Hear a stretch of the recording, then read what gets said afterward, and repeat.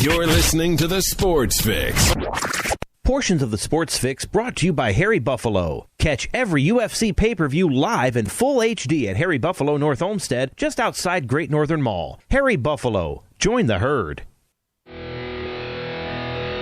Sports Fix listeners, don't wait all day or all week to get in on the fun. The party doesn't stop when we go off the air all week long. The Sports Fix social media sites are your one-stop shop for all things Cleveland sports. Jump over to Facebook.com/TheSportsFix, Facebook.com/TheSportsFix, and become a fan today because we love fans and they create some of the best sports talk in town, Daddy. You'll enjoy talking to your fellow Cleveland sports fans on the Sports Fix fan page. And if Twitter's your thing, well, you know how we do it. Tweet with us at TheSportsFixCLE. It's that simple. Twitter.com/TheSportsFixCLE, baby. Chat live with the crew during all your favorite Cleveland sports events, tickets and contests and trivia and so much more. Get with us today, The Sports Fix on social media, Facebook.com/TheSportsFix. Tweet with us at TheSportsFixCLE. Join the Sports Fix on Facebook and Twitter today.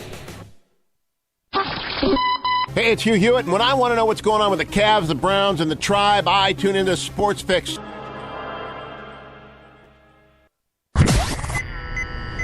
Live in Ohio, it's time to get your fix. The Sports Fix.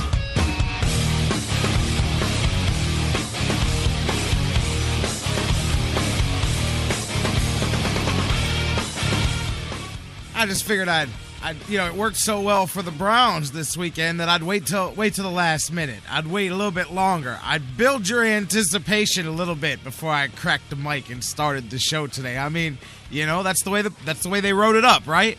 It went just the way they planned it, right? They planned to go into enemy territory and pull off the largest comeback in Cleveland Browns history and the third largest in NFL history. I mean, that's crazy when you think about it. But, that's the way they drew it up, right? That's the way we did it, too. Welcome in, you guys, to the Sports Fix. Feeling good, man. We've got so much to get into today. A huge, not just a big win for the Browns, a big weekend, big sports weekend, a lot going on.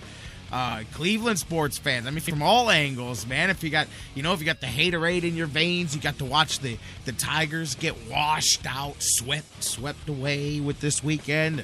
The Royals swept their way on. We'll talk about all of that here in the beginning part of the show. Cavs got rolling, got some basketball underneath their legs this weekend. That Browns thing keeps popping up because, they do that every day. The Buckeyes with a big win. We've got a lot going on, a lot to get into today. So let's start doing the Sports Fix thing. Welcome in, you guys, each and every one of you, to the Sports Fix across the Sports Fix Radio Network. Many of you joining me live here on TuneIn and TuneIn's radio app worldwide. Many of you listening live on Spreaker, Spreaker.com, and Mixler, and Mixlers.com. And Gunther in the chat room. Speaking of Mixler.com, he was one of the very first Hoyer destroyers. His Spartans, of course. He's a big Michigan State guy. Well, you know what, Gunther? Disappeared for 3 years. You come back when Hoyer's got something to talk about. Now, what's up, my man? Welcome in,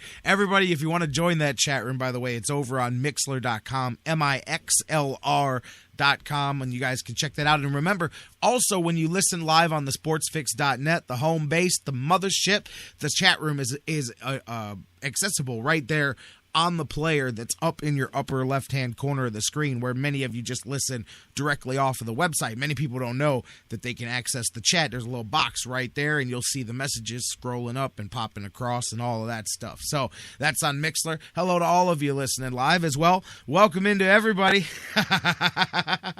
That's what you got to do, Gunther. You got to put the alarm on your phone and say it's time. It's time to get the Sports Fix going on, man. Way to go, my man. Welcome back to the show. Welcome in as well, all of you listening live on digital delay, thousands around the world who listen on iHeartRadio, the world's largest digital radio, internet radio provider. Those of you listening and subscribing on iTunes and on SoundCloud, and everybody listening on Stitcher Radio and CarPlay, all the different places that you may download the show, feed the show, subscribe the show, all those cool technical terms, some of which I understand more than others, but I know that it allows you guys to listen all over the place. Thank you so much for being a part of the show each and every weekday at noon. Like we say, I'm your host, the Big Daddy on the microphone, J-Rock, Jerry Myers, some of my close associates here in the chat room call me the conductor of the madness here on the Sports Fix, and just call me glad to do this here, and glad to have such a good Monday. You know, sometimes Monday's not as much fun as others. This one here, definitely more fun, not just because of the well, I mean, listen, you know what, speaking of not just, let me start there. Before I get into anything, I'll give away the phone number and all of that stuff here in just a moment. Matter of fact, I'll crack the phones now. 216-539-7535, the number to call if you want to get in. 216-539-7535 is the number to call. Hit us up. If you can't get on the phones, hit us up on Facebook and Twitter and email. Facebook.com/TheSportsFix. Tweet with us at TheSportsFix. CLE. Email us, TheSportsFix@AOL.com. Hit us up, you guys. Be a part of the conversation, especially today. Again, phone lines opened up right now. 216-539-7535.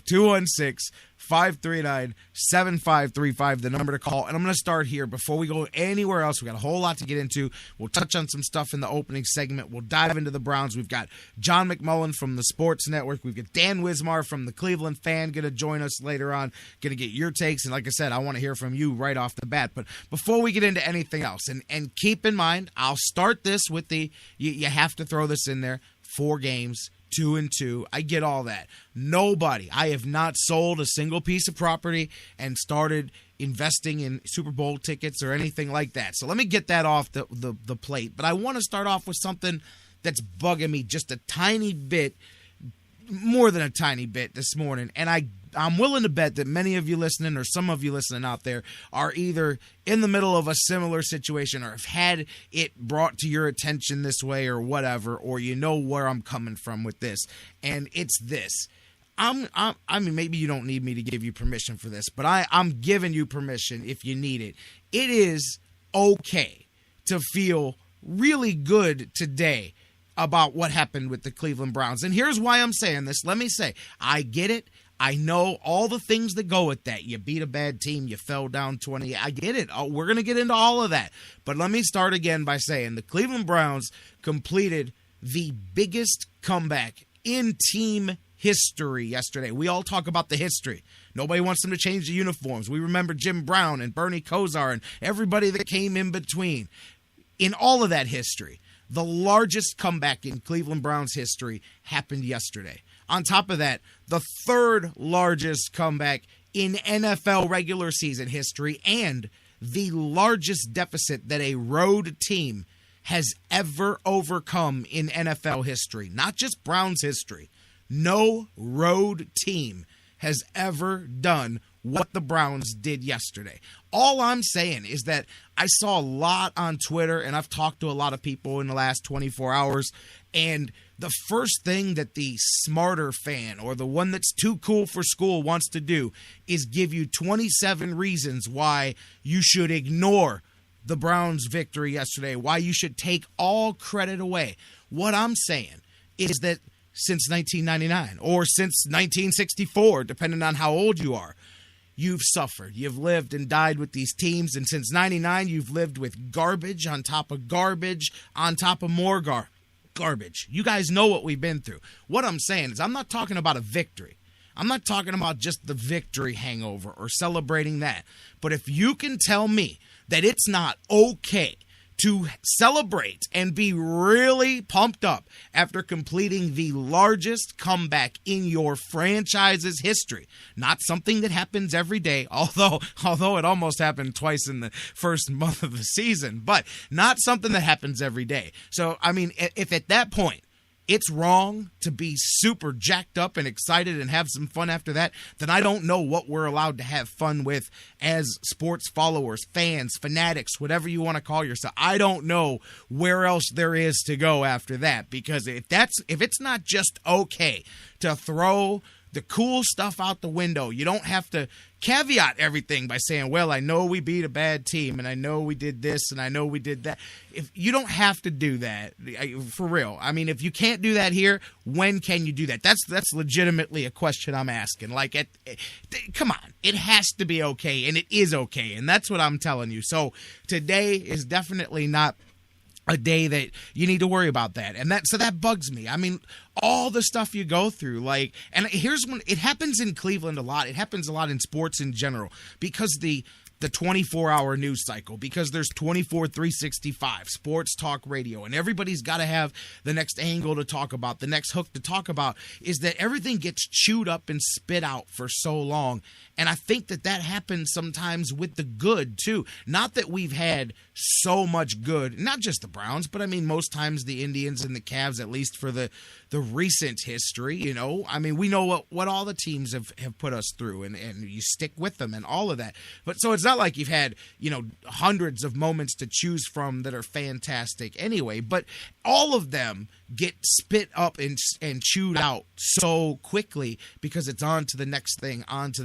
And I think that happens sometimes for the good as well, you know, and I think that's one of the things that makes it, you know, even tougher on the fan base, because there's already so much negativity, and then it's all out there even more, and it's 24/7, and it's being regurgitated from a different angle and all of that. And then sometimes I think the flip side gets blown by too quickly, or the first thing everybody wants to do is say, well, here's why, you know, that we shouldn't get excited. I don't care who you played. I don't care what their record is. It doesn't matter. It doesn't matter if you played the Little Sisters of the Poor. I literally scheduled them 4 years in advance. I don't care. When you complete my point is, when you complete the largest comeback in franchise history of any sport, of anything, like, I mean, seriously, and one of the greatest in the history of your sport, come on. If you can't celebrate that, you can't celebrate anything, man. And then we're all just some miserable people, and I think we're all wasting our time here, man. So I'm just saying, like, I saw that several different places this morning, and today, you know, it's okay. That's all I'm saying. And, you know, I'm not telling anybody. Now, if you're out there selling your property so you can put the investment down on the Super Bowl tickets, all right, you're going too far in the opposite direction. I'm not telling you to go do that. I mean, if there's offers up on your firstborn kid, that's illegal, and you should not be participating in any tomfoolery like that. So, but seriously, guys, I'm just saying, I gotta tell you, if you can't get excited off of that, that's where I'm starting today. If you can't feel good off of that, you can't. And man,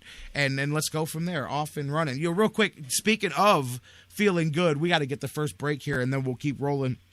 And we'll open up with the Browns here. But speaking of feeling good this weekend in big things, I mean, it's not like, as I was saying, not like just the Browns game is the only thing, too. You had the Buckeyes, who, you know, I'm one of those guys. I saw Ari Wasserman in the Plain Dealer today. He made a statement. It hit me right where I'm like, I was that guy. After you lose to Virginia Tech, you get gun shy and you start seeing all the weaknesses of the Buckeyes team. And I'm like, man, now all of a sudden I see 2, 3, maybe even 4 places where they get into trouble. The last 2 weeks in a row, I'm looking upset. I'm looking at Cincinnati. I'm looking at Maryland. I'm going, man, well, they do this. And man, the Buckeyes have gotten stronger and stronger offensively. I mean, the days of 3 yards in a cloud of dust are in the dust. I mean, 6, 7, 800 yards of offense being put on the field, and they're getting stronger. I'm looking forward the next, 3-4 weeks. You got a couple of top 25 matchups, obviously Michigan State coming up in that stretch after the bye week here, so I'll be really interested to see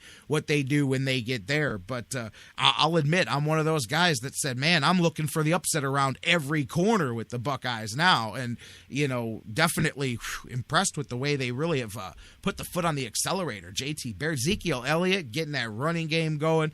We'll talk about that. Anyways, Dan Wismar from the Cleveland Fan, he's coming up a little bit later on. But, man, they're really putting the foot to the accelerator, to the floor there, man, when it comes to the offensive side of the ball for the Buckeyes. Another big win there. We're going to talk about that. And then baseball, you know, of course, the Tigers swept out. Like I said, if you got a little haterade, I got it for the Tigers. I'm not going to lie. Just because I like Miguel Cabrera does not mean that that I am not going to sit here and hate on the Tigers. Glad to see them swept right on out of that thing. And then how about Kansas City? I mean, we talked about them. You guys know. I'm sure we'll bring it up later on too with Dan Wismar. But we talked about the Royals with Jonathan Knight the other day, and check it out. They won their first